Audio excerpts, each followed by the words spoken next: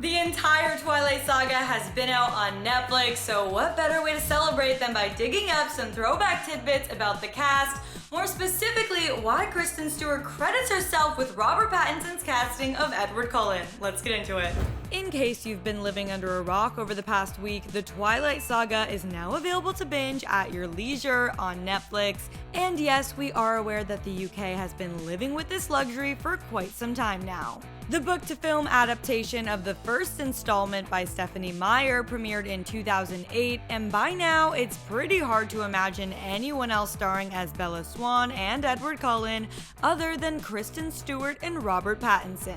Many were shocked to find out that 10 years after the first film's release, BuzzFeed uncovered an old post from her website where she listed her dream cast for the upcoming movie. She manifested many A-list actors to star in these lead roles, including Henry Cavill as Edward, and even admitted to mourning the fact he wasn't cast. Stephenie wrote on her site, quote, "The most disappointing thing for me is losing my perfect Edward. Henry Cavill is now 24 years old. Let us have a moment of quiet in which to mourn." As for Bella, Stephenie listed actresses from all across the board, including Elliot Page, Disney Channel's Danielle Panabaker, and her number one pick, a series of unfortunate events actress Emily Browning. Stephenie was firm on her choice for Bella and even had a few characteristics she especially wanted for the role, but mostly didn't want. She said, "I will throw myself off a tall building if they cast some lip-syncing pop star/actress in the role.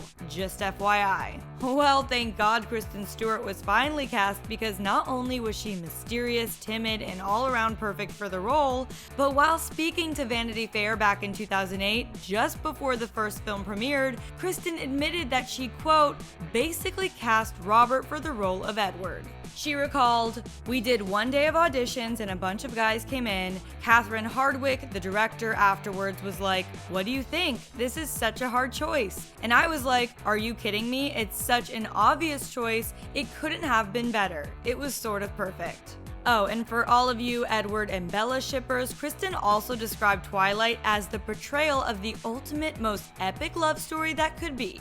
Is it just us, or did she manifest her and Rob's relationship before it was even a thing?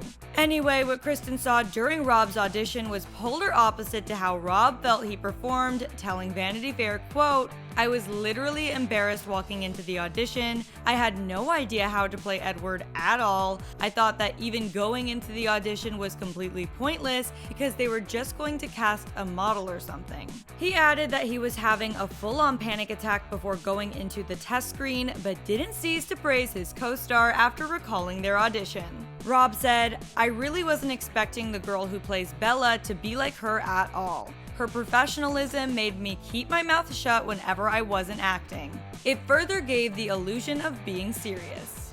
So there you have it. Not only do we have Kristen to thank for Rob's casting, but she also helped craft Rob into the perfect Edward, and for that we are eternally grateful. On that note, I'll just be over here binge watching the entire saga for the third time this summer. No shame.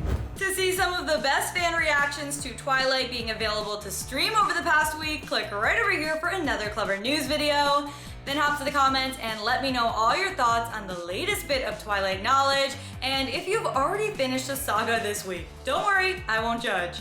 As always, I'm your host, Renee Ariel. You can follow me on socials at Renee Ariel, and I'll see you next time.